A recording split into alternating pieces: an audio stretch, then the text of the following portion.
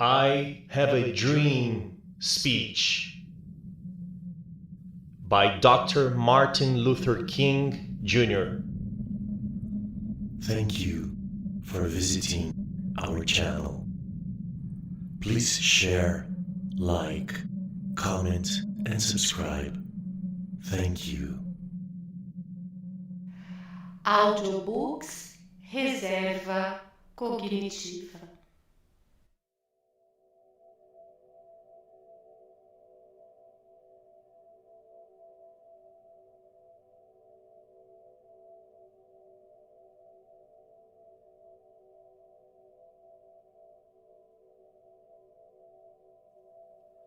I am happy to join with you today in what will go down in history as the greatest demonstration for freedom in the history of our nation.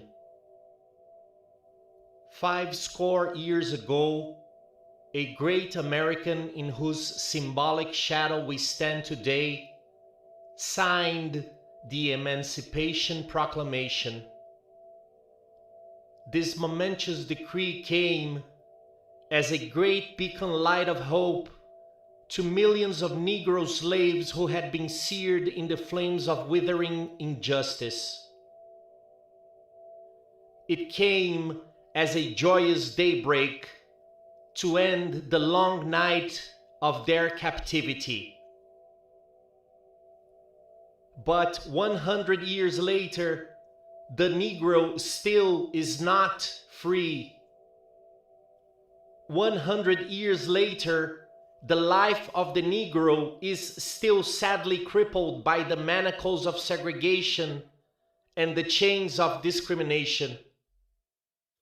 100 years later, the Negro lives on a lonely island of poverty in the midst of a vast ocean of material prosperity. 100 years later, the Negro is still languished in the corners of American society and finds himself in exile in his own land. And so we've come here today to dramatize a shameful condition. In a sense, we've come to our nation's capital to cash a check. When the architects of our republic wrote the magnificent words of the Constitution and the Declaration of Independence, they were signing a promissory note to which every American was to fall heir. This note was a promise that all men, yes, black men as well as white men, would be guaranteed the unalienable rights of life, liberty, and the pursuit of happiness. It is obvious today that America has defaulted on this promissory note insofar as her citizens of color are concerned. Instead of honoring this sacred obligation, America has given the Negro people a bad check. A check which has come back marked insufficient funds. But we refuse to believe that the Bank of Justice is bankrupt. We refuse to believe that there are insufficient funds in the great vault of opportunity of this nation. And so we've come to cash this check, a check that will give us upon demand the riches of freedom and the security of justice. We have also come to this hallowed spot to remind America of the fierce urgency of now. This is no time to engage in the luxury of cooling off or to take the tranquilizing drug of gradualism.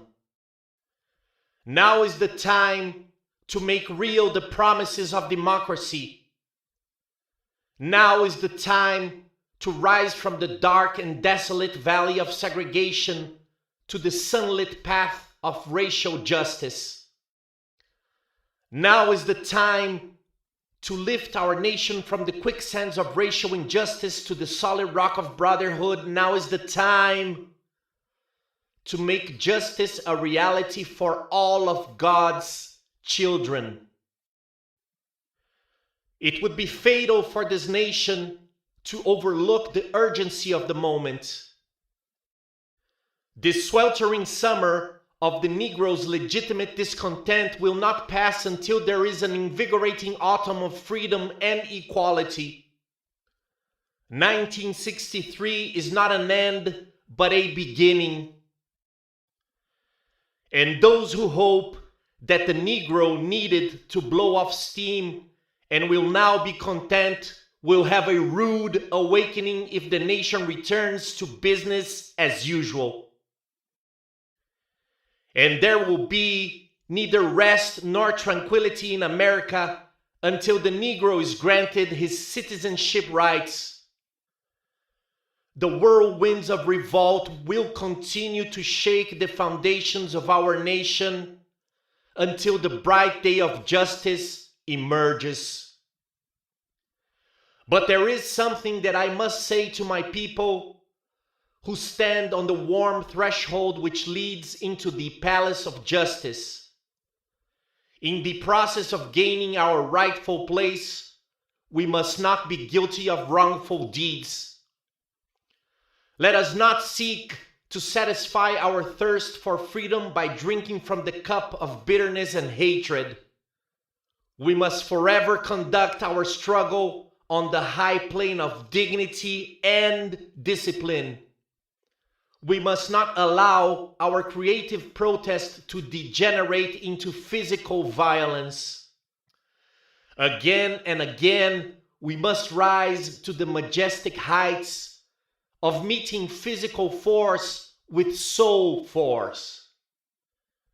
This marvelous new militancy which has engulfed the Negro community must not lead us to a distrust of all white people. For many of our white brothers, as evidenced by their presence here today, have come to realize that their destiny is tied up with our destiny. And they have come to realize that their freedom is inextricably bound to our freedom. We cannot walk alone, and as we walk, we must make the pledge that we shall always march ahead. We cannot turn back. There are those who are asking the devotees of civil rights, when will you be satisfied? We can never be satisfied as long as the Negro is the victim of the unspeakable horrors of police brutality. We can never be satisfied as long as our bodies, heavy with the fatigue of travel, cannot gain lodging in the motels of the highways and the hotels of the cities. We cannot be satisfied as long as the Negro's basic mobility is from a smaller ghetto to a larger one. We can never be satisfied as long as our children are stripped of their selfhood and robbed of their dignity by signs stating, "For whites only." We cannot be satisfied as long as a Negro in Mississippi cannot vote and a Negro in New York believes he has nothing for which to vote. No, we are not satisfied, and we will not be satisfied until justice rolls down like waters and righteousness like a mighty stream. I am not unmindful that some of you have come here out of great trials and tribulations. Some of you have come fresh from narrow jail cells. And some of you have come from areas where your quest for freedom left you battered by the storms of persecution and staggered by the winds of police brutality. You have been the veterans of creative suffering. Continue to work with the faith that unearned suffering is redemptive. Go back to Mississippi, go back to Alabama, go back to South Carolina, go back to Georgia. Go back to Louisiana, go back to the slums and ghettos of our northern cities, knowing that somehow this situation can and will be changed. Let us not wallow in the valley of despair. I say to you today, my friends. And so even though we face the difficulties of today and tomorrow, I still have a dream. It is a dream deeply rooted in the American dream. I have a dream that one day this nation will rise up and live out the true meaning of its creed. We hold these truths to be self-evident, that all men are created equal. I have a dream that one day on the red hills of Georgia, the sons of former slaves and the sons of former slave owners will be able to sit down together at the table of brotherhood. I have a dream that one day even the state of Mississippi, a state sweltering with the heat of injustice, sweltering with the heat of oppression, will be transformed into an oasis of freedom and justice. I have a dream that my 4 little children will one day live in a nation where they will not be judged by the color of their skin, but by the content of their character. I have a dream today. I have a dream that one day down in Alabama, with its vicious racists, with its governor having his lips dripping with the words of interposition and nullification, one day right there in Alabama, little black boys and black girls will be able to join hands with little white boys and white girls as sisters and brothers.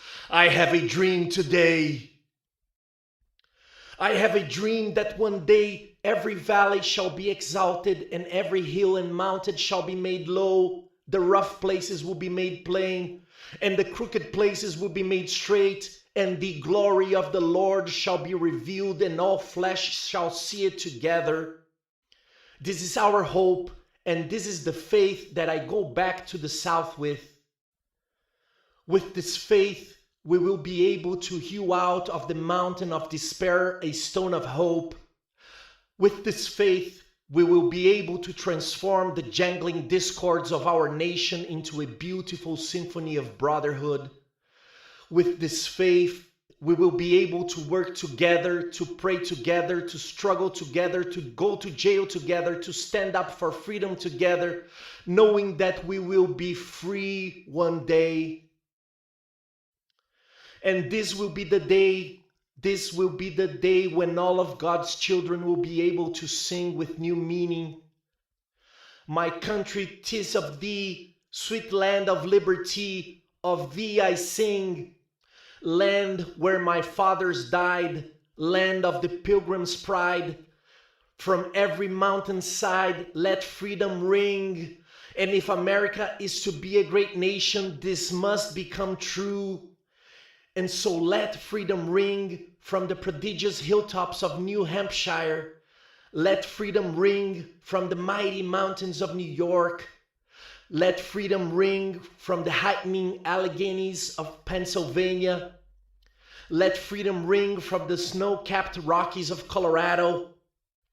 Let freedom ring from the curvaceous slopes of California. But not only that, let freedom ring from the Stone Mountain of Georgia. Let freedom ring from Lookout Mountain of Tennessee. Let freedom ring from every hill and molehill of Mississippi, from every mountainside. Let freedom ring, and when this happens, when we allow freedom ring, when we let it ring from every village and every hamlet, from every state and every city, we will be able to speed up that day when all of God's children, black men and white men, Jews and Gentiles, Protestants and Catholics will be able to join hands and sing in the words of the old Negro spiritual, free at last, free at last. Thank God Almighty, we are free at last.